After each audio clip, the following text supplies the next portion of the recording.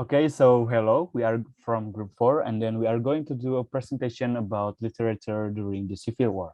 There is Jessica Novia, me, and then Dhea Friska.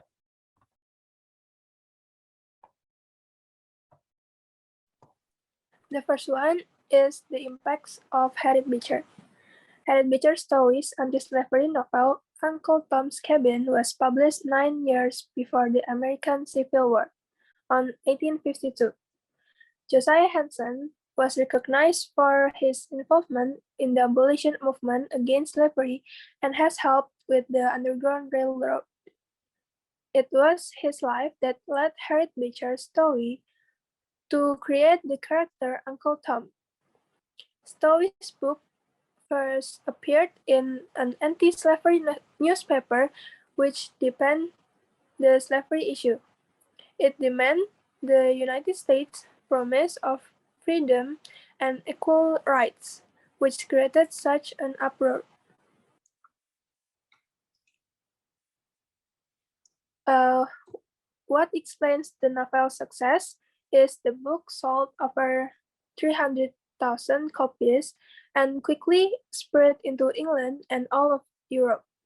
It became a worldwide bestseller and was translated into over 60 different languages, thus worsening the conflict of slavery in America.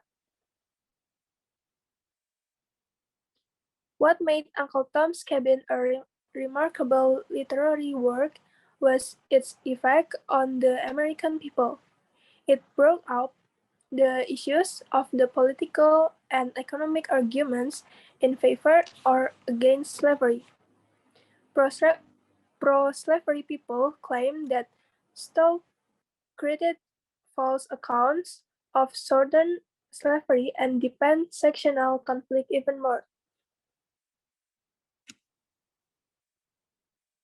And another reason Uncle Tom's Cabin was the most significant cause of the war was that the book exposed slavery, which made the North and South unsatisfied, which led to the need for a leader to help defeat this issue, resulting in the election of President Lincoln. As an effect of Lincoln being president, he created the Emancipation Proclamation abolishing slavery, a task that Harriet Beecher Stowe couldn't do alone. He went on to say she was the cause of his great work because without Harriet and Uncle Tom's Cabin, there would not have been a slavery scandal quite as large as this one. With a strong sectional conflict after publishing her book, America went on to fight a 4-year war, finally ending slavery and giving Harriet what she rightfully deserved. U.S. economy after Civil War. Before the Civil War, the economy of U.S. divided into two parts. The South, they mostly worked as farmers, and in the North as traders. Also, the level of slavery in America is still high, especially in South, because they need workers to help the cotton production. During the Civil War, the South, who controlled the wealth, not allowed to sell their product to the continent of Europe. Because of that, the South began to experience poverty. Many slaves who were employed were fired for lack of income, while in the North, the economy was poor because there's a lot of modern and big industrial companies. The residents of the North become rich, and after the Civil War, the industrial highly advanced. A lot of the North become rich and the South become poor. Many immigrants come to supply labor with a low price. Germans, Scandinavians, and Irish went to America in 1890 until 1910, followed by imported Japanese, Chinese, and Filipino workers. But in 1919, urbanization and industrialization problems were increasing. There were slum and overcrowded housing, low wage due to no business restrictions and strikes. Even the farmers had a hard time as bank tightened control of development credits and railroads, raised price for transporting agricultural products to cities. Finally, the act helped farmers by provided with financial assistance. American values after Civil War. Abraham Lincoln, the 16th of U.S. President, abolishing slavery and believed that slavery is immoral. After the Civil War, slavery was replaced into free labor entrepreneur. Also, the same citizenship was applied after the Civil War. Since the peasants had a difficult situation to earn money, the act helped them by creating an equal citizenship where citizens had the right to live, work, and get federal assistance.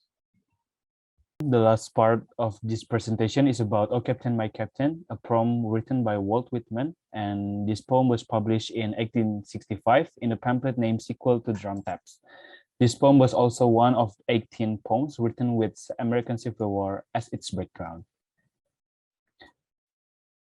What is this poem about? This poem is talking about the end of the Civil War, and then the end of the Civil War was supposedly a moment of rejoicing for the American populace, but it wasn't an event to rejoice. It became an event of mourning.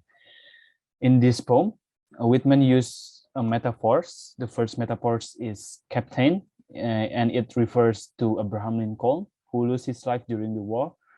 And then the second one is voyage and fearful trip. Voyage and fearful trips refers to the American Civil War. And then the last one is ship. Ship in this poem represents the United States or the Union who have faced the Civil War and gained their victory during the Civil War. In this poem, Whitman acts as a sailor or as a crewman of the ship. How is it connect with American Civil War? Because in this poem, each stanza in this poem gives us a clue about how the American Civil War ends, and then the death of Abraham Lincoln. The first stanza, this poem talking about victory and then escaping the Civil War. The first line until the fourth line in this stanza, the speaker tells the reader that the ships has finished their fearful trip. The speaker also shares his excitement because the ship making it safe and sound. The bells in the third lines of this stanza means the crowd who waits to celebrate the ship's return. And in the fifth until eighth stanza, the speaker reveals what it costs for this return, the death of their captain. In this stanza, the speaker speaks from his heart. The heart has shattered, torn over the death of the captain. In the sixth line, the bleeding drop red means the blood of Abraham Lincoln. The second stanza, talking about welcoming their dead captain from fearful trip. In the ninth until the 12th lines of this stanza, of this poem, the sailor implores the captain to wake up from his death. What the captain has paid off, and all the results are for the captain. The crowd appears to celebrate the captain returns, but the crowds, the flags, the bells, the bouquet in this stanza used not only for the celebration, but it can be also used for a funeral. The bells can be used for victory or mourning. The flags can be flown for glory or at half-mast. The bouquet and the crowds can be used for both events. In the 13 lines of this poem, the speaker used fathers, and it refers to Abraham Lincoln who passed away. The term fathers shows how Whitman respect referred more than only the commanding officer. He also denied that his father died in the 15 lines. Metaphorically, America celebrated President Lincoln after the Union's victory in the Civil War. And then the last stanza, talking about the death of Abraham Lincoln. In the last stanza, the sailor in the stanza looks very sad in pure agony.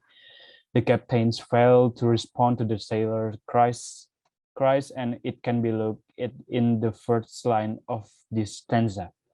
The sailors state that the captain pulse has stopped, but the sailors start to accept his captain debts and affirms that they successfully gain their objective after the voyage. It can be looked from the second until the third line of this stanza.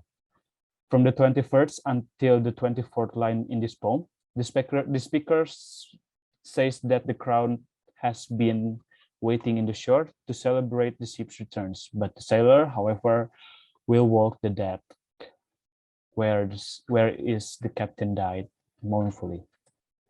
So that is from us. Thank you for your attention.